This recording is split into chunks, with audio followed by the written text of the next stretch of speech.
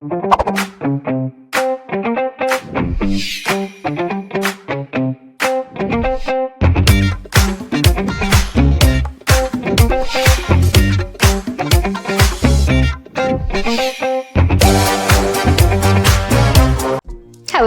it's good to have you here again.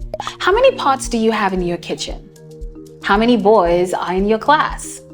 How many of your friends love mathematics? How many snails can run faster than a fast-moving motorcycle?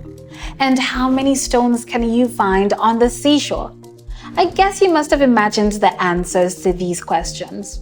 We will get to know what the answers mean for us in sets by the end of this lesson. Remember, we can have various types of sets.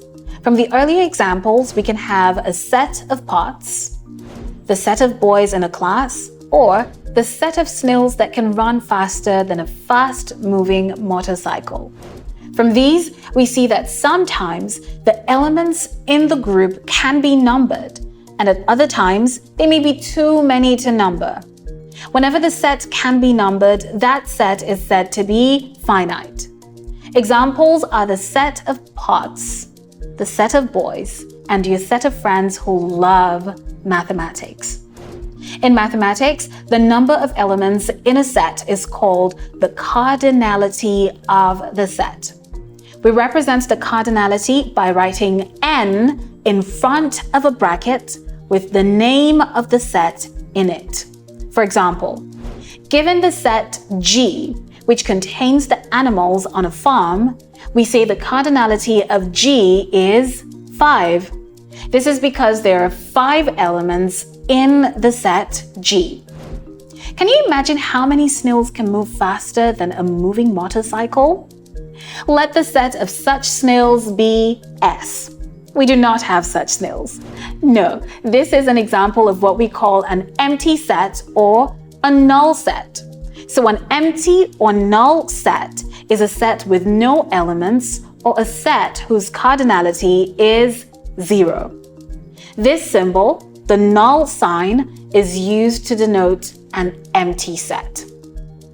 How many trees grow money in your environment?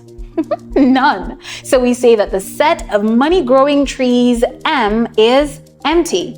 Now, what happens when we have a set with an infinite number of elements?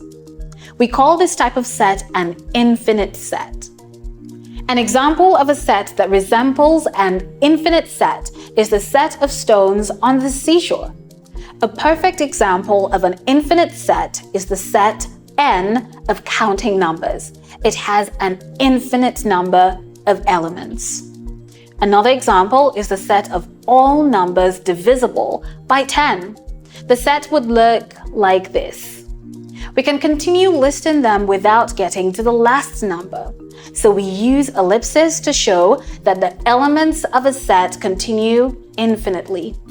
In summary, we've seen that an empty set is one with no elements. A finite set has a limited number of elements, and infinite sets have an unending number of elements. Let's have more fun in another lesson. Let's go!